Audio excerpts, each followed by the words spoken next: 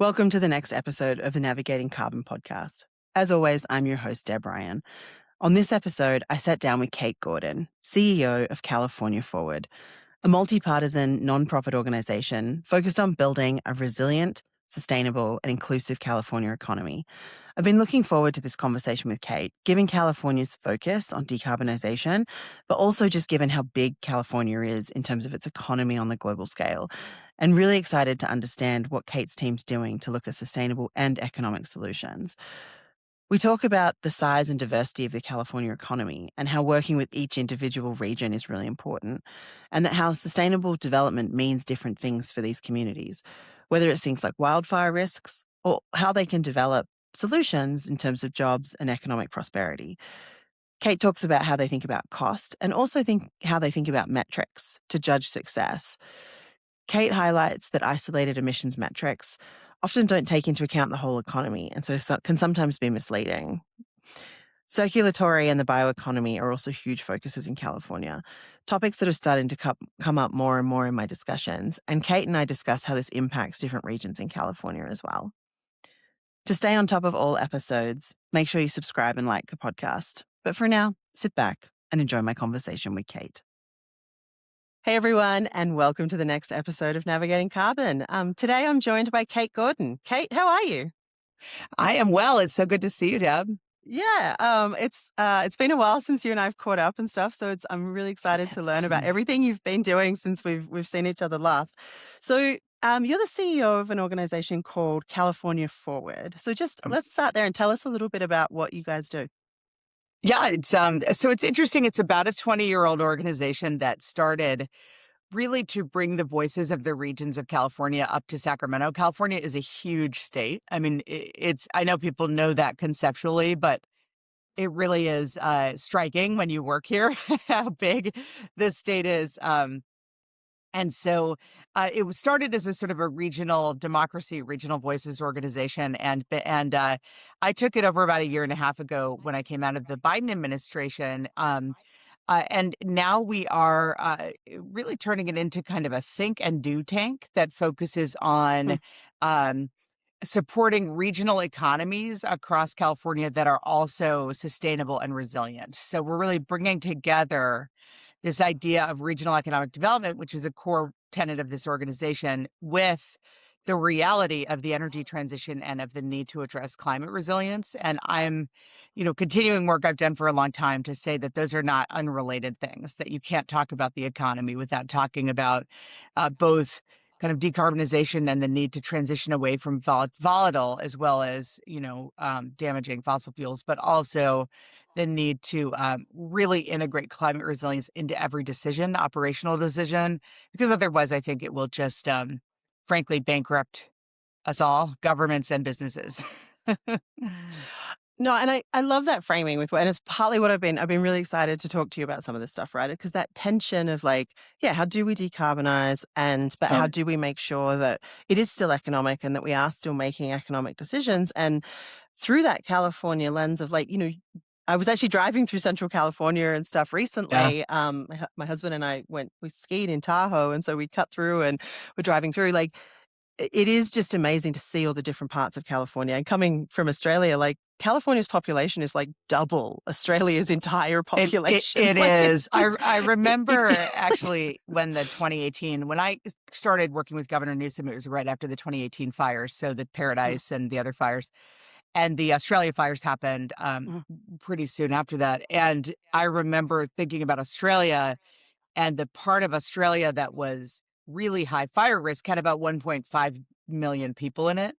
And California has 11 million people living in the wildland urban interface, the So high fire risk area. So the scale is like kind of unbelievable. We also, as you know, driving through the Central Valley, we really have every ecosystem in California. We mm, actually have some glacial ecosystems. We have forest, we have desert, we have coastal, we have Mediterranean. yeah. We have high value agriculture. So we almost have a microcosm of sort of a country. It is a country, essentially. It's the fourth largest economy in the world. So Yeah. I do feel like, even though people love to say California is different, I think, geographically, culturally, It's much more diverse than people think, Yeah. and much kind of a microcosm of things going on in other parts of the world. Yeah. No, I love that. So, like, or for you guys, like, you look at things, you've already mentioned some of these things, Mm. but sustainable, resilient, and inclusive. Like, what Yes. is that? What does that mean for the organization and the work you're doing with the different communities? Like, Yeah, I think we say sustainable, resilient, and inclusive economy because I think that incorporates, what we don't want to do is economic growth that is unsustainable. So that kind of incorporates the energy transition piece. If the world is fundamentally going to transition, which I think it still is, I mean, I think we are still in an energy transition, despite hiccups along the way, that which there always have been.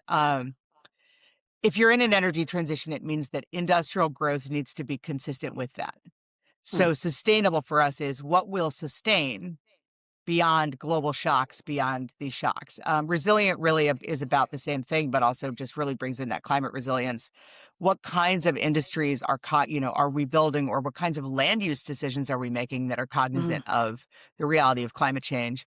And then inclusive, California is, I'm sorry to say, now the most inequitable state in the country. We mm, have incredible inequality in the state, partly because we have a significant number of the world's billionaires, as well as, an economy that is not particularly well balanced. There's a lot of pieces to it, but it has a lot of sort of a small number of very high paid jobs in tech, for instance, mm. and then a huge number of retail and service jobs that are not particularly well paid. So the inequality is a real issue, and we're trying to find ways to really build regional economic systems that are more diversified and more inclusive. And we're kind of doing that at two levels, Deb. We're doing a fair amount of sort of think tanky, writing, talking about the vision, making the case about why, for instance, the state budget is too dependent on high income tech and needs to be more Mhm, balanced. Why climate resilience matters for the budget and for regional economies. But then we're also in the regions doing work to build capacity toward those economies. So we're working with regions across the state on their own visions for their economies. And on things like resilience districts. And we're doing a bioeconomy roadmap, for instance, for the state. So oh, we're doing like interesting. these very specific projects and to kind of prove the case. Yeah.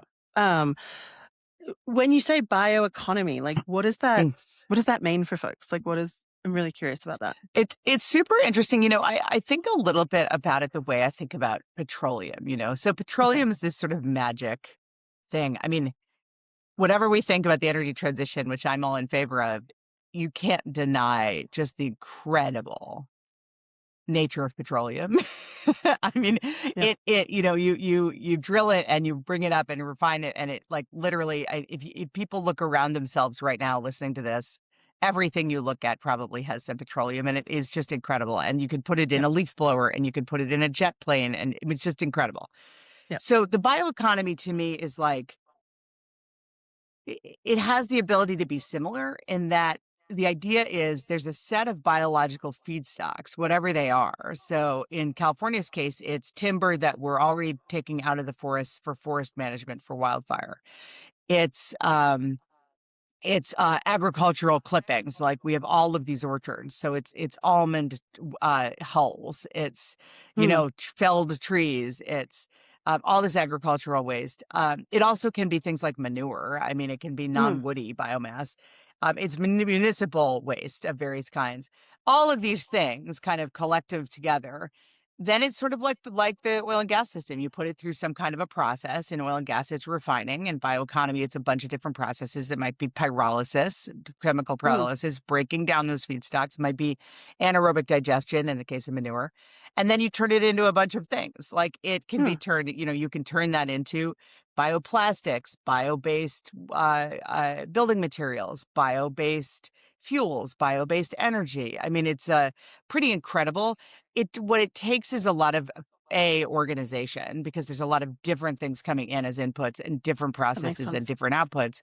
But I am super excited about it, partly because I think there's an opportunity for repurposing oil and gas infrastructure to Mm, do this, particularly refineries, but also some of the holding tanks and some of the end stage process stuff. So we think about it. I'll say, just for California, one of the values of it, similar to oil and gas, to timber, to agriculture, is it's an inherently place-based industry, meaning Okay. that the feedstocks themselves come from specific places. You need to be fairly close to forests and farms to Mm, be able to use that because moving it around is expensive. that makes So we sense. think there's a lot of opportunity for Yeah. California. And I also assume, given that we're talking about, I mean, some of the farms through Central California are huge, but you're also talking about like a lot of, when you've got a handful of oil and gas companies that are collecting things versus you've got to go and deal with like lots and lots of different people now and stuff. Yes. So that's a different scale in terms of even It collecting all those feedstocks as it well. is. So, I think the initial piece of it, the sort of aggregation, the mm, collection and aggregation piece, let's say, is harder. mm, I mean, oil refining is hard. I actually just yeah. did a Substack on the TV show Landman, Okay. which I kind of recommend everybody watch because you sort of get a sense of the scale of the infrastructure of oil and gas. I mean, it really is a massive undertaking. Yeah. What happens with oil and gas, and we've built it up over centuries. California was the first state in Hmm. the U.S. to have oil, actually. Um, so I think the first part of it's hard, the collection and aggregation of biomass. But drilling for oil is also hard. It's just that we've built out the infrastructure to do it. Yeah. But then it's actually fairly similar after that. Yeah. No, I Centralized love that. processing and Yeah. any refinery you pass by is making multiple products. I mean, refineries are also turning out jet fuel, diesel, regular fuel, and then also plastic and also all these other things. So Yeah. No, and the repurposing of that again to make things resilient and economic and stuff like that. So you don't have to Mhm. build new makes such a big Yeah. difference. So Well, and just really quickly on the last yeah. thing on this, one thing that I care about a lot is if we can find a higher value use for those forest and farm products, it actually is very helpful to those regions Mm, because California really lost its timber industry quite a while ago, but the forested north has not recovered from that. mm, There's still like very high unemployment, higher poverty rates, et cetera, but still a lot of the knowledge and expertise and mm, infrastructure up there to do something that makes with that sense. waste wood. So I think it's interesting. Yeah. So we're going to sort of pivot to and we've sort of talked around it a little bit, but like risks and, you talk about how Mm-hmm. diverse and how big California is, but like, and you've already mentioned forest fires as one risk for different companies or different industries and stuff in California. But like, what are some of the other kind of risks that you're trying to manage and work with different communities on? And are there anything is like in there that you think would surprise people that you're actually dealing with?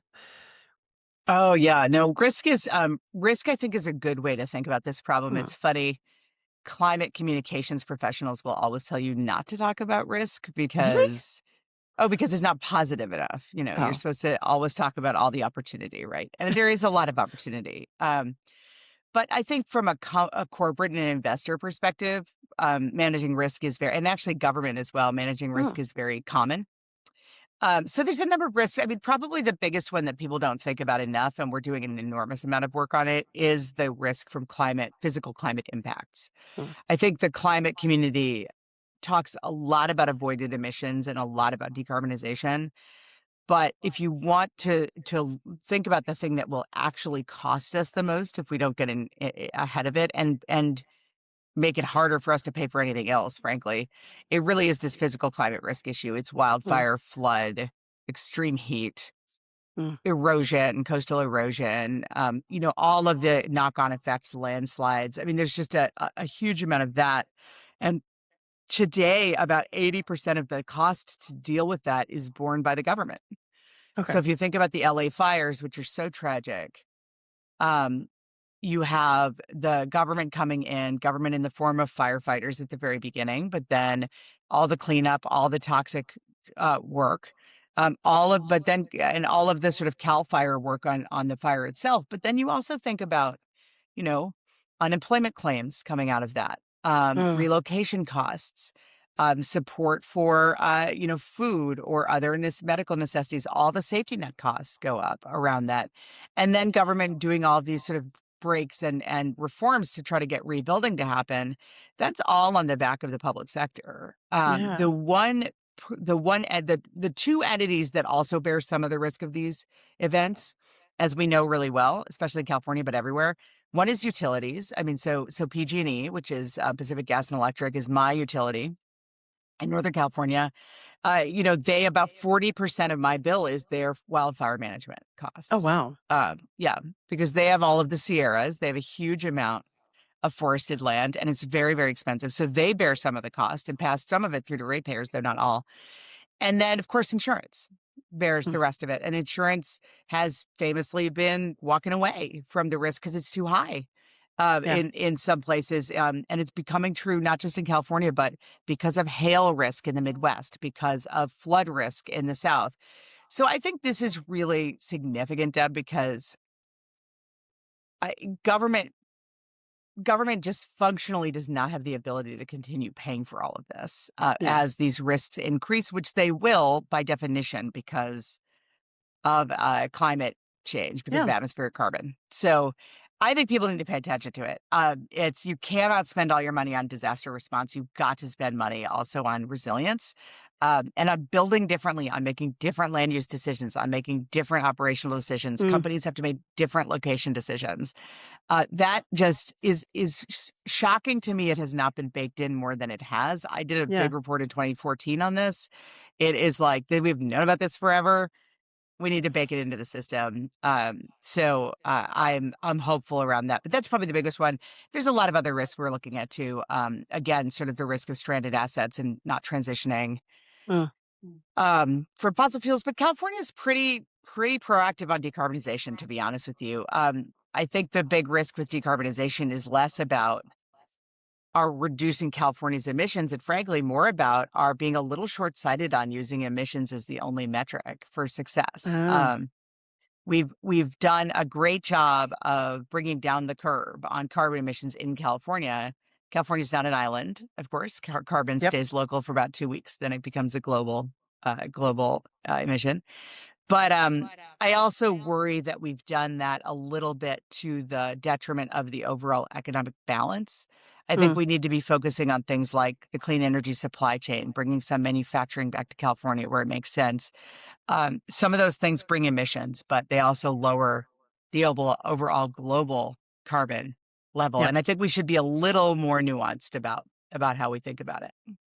There's a lot in that little piece that you talked about that I would love to unpack, like, a bit more. Like, Hmm. the emissions is because California has often faced a lot of criticism, particularly from, and again, I'm familiar with the oil and gas space, but particularly from the oil and gas space where, obviously there's, it's now called a cap and invest program and things like Yeah. that, it's easy for people to be like, "Oh, it's just making everything more expensive." But, like, so in terms of this balance between cost and development and stuff, like, I love the idea of with what you're talking about. It's like, okay, well, bringing, say, a refinery back to California that would actually reduce the transport then of the fuels back in and some of this kind of stuff, even though it might locally increase emissions and stuff. Like, how are you starting to, like, have those conversations?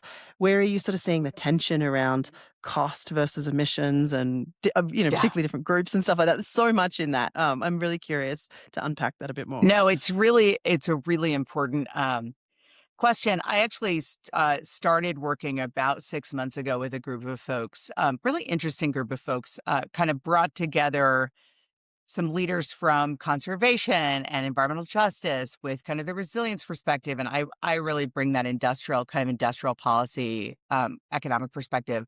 And we all kind of came together interestingly because we all independently started getting really concerned that the way that we talk about climate leadership and climate action in California is it's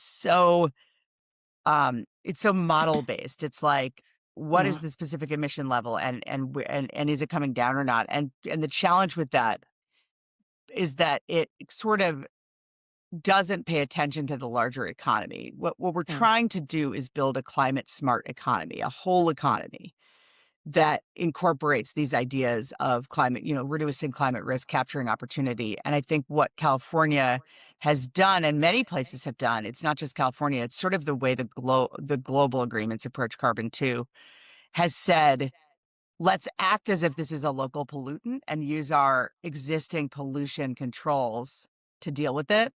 And mm, the challenge with that is it's sort of, you forget about the holistic picture. You sort of say, oh, as an example I often give, let's say I have a closed refinery, right? So the refineries in California are very old. They're over 100 years old.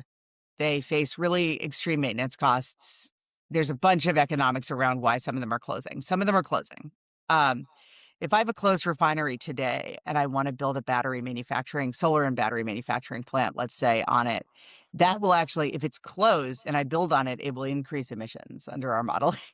Oh, Right? really? So, like, yeah, because you go from something that's no longer It's true. emitting to something Yep. that's emitting, right? So that's why I'm saying, like, these sort of models, these Sudoku chart models of emissions, just leave out just really important considerations. You Mm. know, the workforce of that place, the need to compete in the battery space, the importance of having a supply chain because it makes you more resilient in the face of things like China shocks. You know, like, Mm. there's all kinds of stuff that's a reason to do that, but we're not kind of thinking it through holistically. And and I think it takes just a real change in attitude. I mean, it's kind of a radical thought that we need to move away from this very place that we're very comfortable, which is environmental regulation, Yeah. to something that's more like economic development. It's very uncomfortable for a lot of people because Mm. economic development feels like transactional and, industry is evil to some parts of the world. But it also, I think, is just more cognizant of the reality of, and I'll end with this, but the reality of the trade-offs. I mean, you started with the cost question, and affordability is everybody's favorite thing to talk about right now. Yeah. If we continue building in a short-sighted way that does not take resilience into account and does not take our economic diversity and sort of building out different industries into account, we will be we will create an unaffordable situation because we will Mm. be incredibly vulnerable to price shocks from things like this war in Iran, which is creating a price Yeah. shock, for instance, Yep. price shocks from hurricanes in the Gulf, price shocks from China shutting down a solar supply chain, price Yeah. shock. I mean, these are the pandemic, right? I mean, these things happen. This is the world. Increasingly, we're in a global economy that is extremely disruptive. And Yeah. we need to become more resilient in the face of these shocks because of climate change, but also just because of geopolitics. And I think that's a shift in thinking Mm. that is, frankly, more bipartisan, but also brings in more people, brings in more of the Yeah. economy under the tent. Um, I want to stick on that like messaging piece for a little bit Mhm. because it is, and you've sort of alluded to it and stuff like that. Like California has a very diverse, like it is a blue state for very intense, We more or are less. very But blue. Yes, yes. like you're dealing with communities that are not right. Like, and Yeah. even the messaging around economic development with climate considerations as part of that versus just emissions regulation and stuff like that, like how are you bringing people together? How are you seeing that conversation evolving? Are you seeing that conversation evolving? Like my experience, and you sort of alluded to it at the top, even with like climate folks framing things around opportunity versus I'm very used to like oil and gas and industry framing things around risk, and like even finding the same languages between very different diverse groups of people to find a common goal. Like how, yeah, like I'm fascinated with that in California of like how do you manage all the different stakeholders and stuff like that. I mean, it's complicated. But yes, it's really important. I mean, I really do fundamentally believe that an effective energy transition will be extremely place-based, which means that you have Mm. to, like, really be in places and start. Look, I was trained as an organizer, so this is totally my organizer background, but we need to start where people are, having a conversation about the impacts of climate change in Kern County, where Bakersfield is, which is a strong oil and gas county, and also agricultural county in Mhm. California. um, is a very different conversation than having that conversation in the Bay Area, where San Francisco is, obviously. I mean, in Kern County, though, there is no question in people's minds that risk is a driver. So they have seen oil production decline because oil production is declining. California's oil is harder and harder to get at. Our geology is really complicated. Yep. Alaska's also, right, declining oil production. I mean, these are places that, in order for oil companies to, let's just pretend there's no regulation, in order for oil companies to make a profit going into these places, they'd have to spend an enormous amount of money. It's not clear that they will make a profit. The Permian Basin is much easier to drill than Mhm. California is. So oil production's been going down there. Yes, they've been regulated. But also agriculture is under huge risk in Kern County because Mm. our state groundwater management issues. We are in a drought flood cycle, and parts of Kern County are just not economic to do agriculture in anymore because of the lack of Mm. groundwater. Those are climate issues, right? Like these are issues that have to do with both energy transition and climate impact. So I go into Kern County and I have conversations about that, about becoming more resilient in Kern County, diversifying away from these two resource-based economies that are inherently volatile, thinking about how to build on the expertise of those. Like, how do you think about carbon removal? Kern County has amazing pore space to put carbon Mm. into for long duration carbon storage. How do you think about, capitalizing on agriculture expertise for ag tech development? Kern County's in a great place from an economic development perspective. It's right on the five. So, you can, on Highway 5, you can actually get stuff in and out of there pretty easily. Mm. So I think that's the conversation there. It's about kind of risk mitigation. It's about the economy. In the Bay Area, the conversations, frankly, it's about like, clean tech Mm. opportunities and how do you That think makes about that sense. innovation ecosystem, right? Up in the forested north, it's about this bioeconomy question. So it's super place based. Mm. And it's not, it's like micro targeting in advertising, right? Like you talk to people where they are, not where you want them to be. Um, and it's much more ground up. So I think that's a big part of it. We're really lucky at California Forward. We have a great partner in the California Stewardship Network, which is actually a Okay. network of California regional community foundations and economic development agencies from around every region of the state. Oh, And wow. that's a core partner of ours. They're sort of part of California Forward, and we work really, really closely with them. So I have a really small team at California Forward, but we have these amazing organizations throughout the state that we work with on a daily basis that are kind of in there doing the work, having the conversations.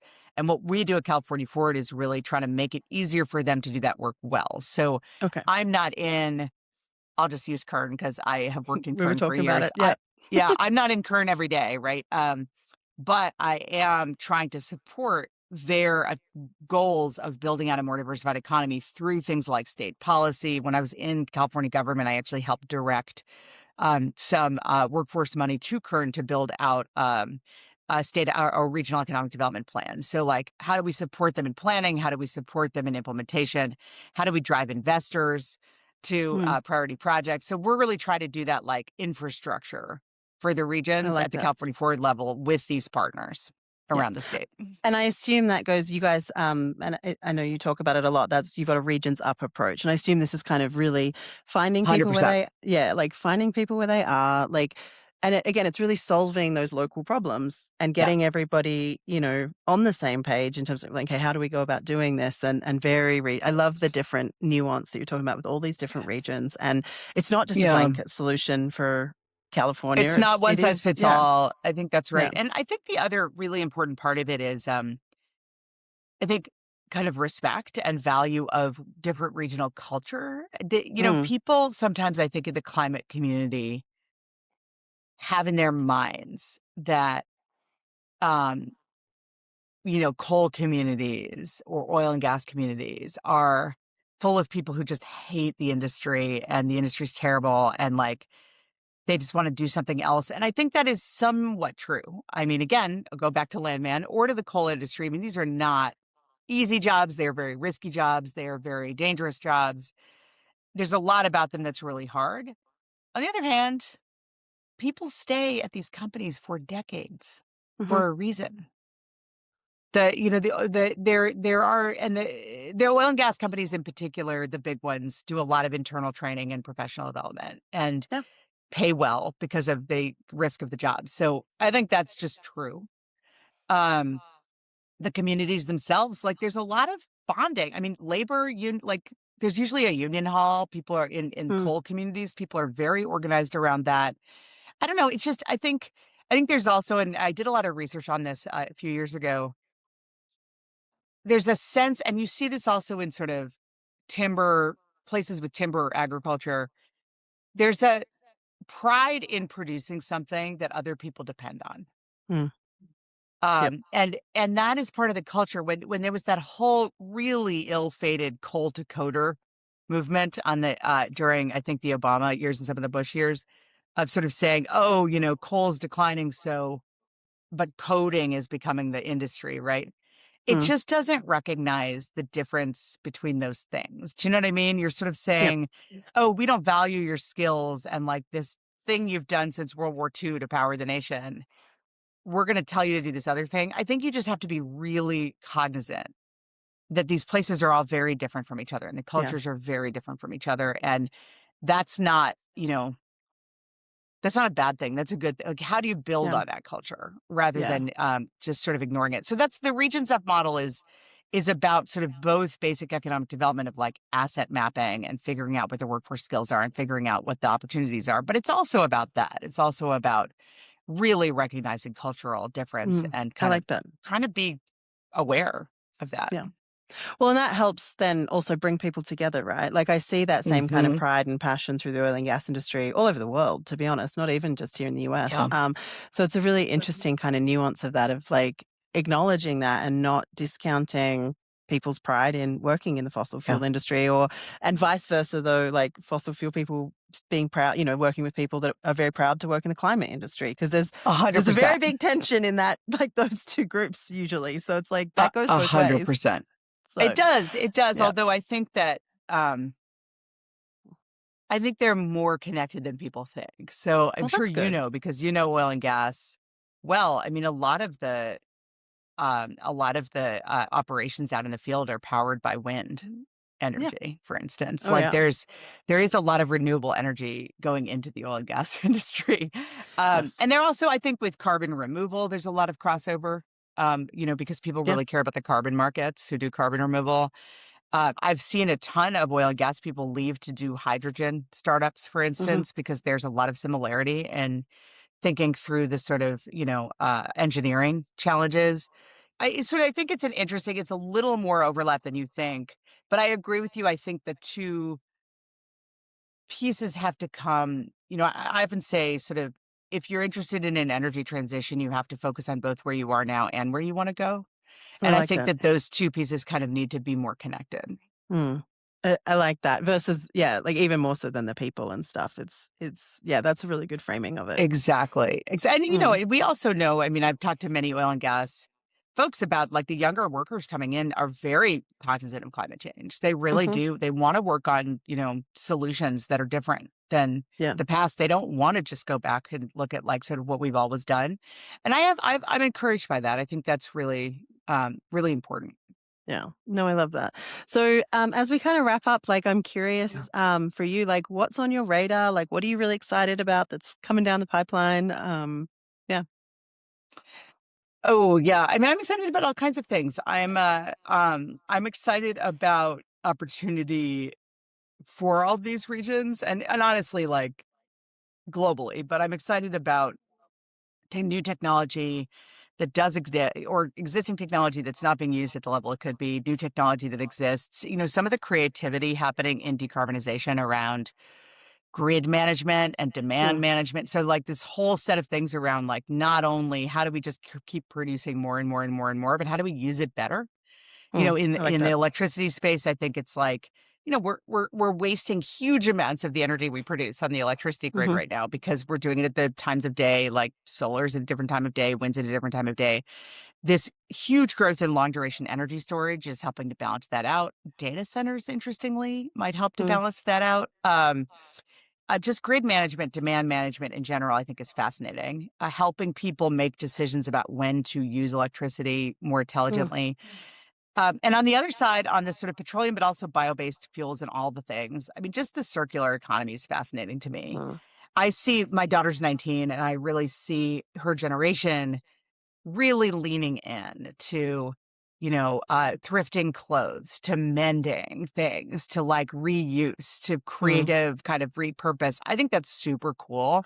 And thinking about that, one of the things I'm totally fascinated by is plastic. And I keep Mm. thinking, like, if we were to stop all plastic production today, what are the interesting opportunities to reuse? what we Mm. I have. like that. There are some very cool, there's all kinds of like pyrolysis operations, startups that are taking plastic, multiple different plastics, turning them back into plastic. I think that's an interesting opportunity for the oil and gas folks, actually, because they know plastic really well. Like, let's lean in on recycling. Let's lean in on reuse. I think it's just a huge opportunity also for batteries, huge Mm. opportunities. So that's kind of where I find the most interest, because I don't think we can continue an economy where we just keep producing things for Uh-huh. consumption without thinking about the impacts. We are kind of at capacity, I think, Yeah. on that. We need Well, to and start thinking differently. yeah, waste management's something that's definitely come up in other conversations I've had. And I mean, to be honest, I've driven past the landfill, Yeah. like in the southern one and by LA and stuff. And if people haven't done that, it's insane how big it is. Like we were driving up, there's these sort of Yeah. hills. My husband's like, that's the landfill. And I was like, what? It's Um, insane. it's insane. And it's like to think that we would double that in size or something like that in, some crazy amount of time is, yeah, waste, I think more and more. It's just like I don't know. It's something that I'm definitely starting to hear more about. So it's cool Uh, that, you it's guys are looking huge. at some of that as well. Well, and we Yeah. I think in the US, we don't think about it as much because we have so much land. But Oh, if you it's out of go, I mean, sight, out of mind. Like, yeah. The East Coast thinks about it more, and Europe thinks about it all the time, right? Hmm. So, like, I think if you, yes, exactly. Like, we're just used to having so much available land, and I think that's becoming more and more constrained, and also people are becoming more aware because of the ocean plastics and other things. Yeah. So this feels like the looming issue to me that we need to deal with. Yeah. Very cool. Well, Kate, thank you so much for your time today. To be honest, I've learned a lot. It's been a fascinating conversation. It's always great to catch up. So thank you. So much fun. Thanks, Deb.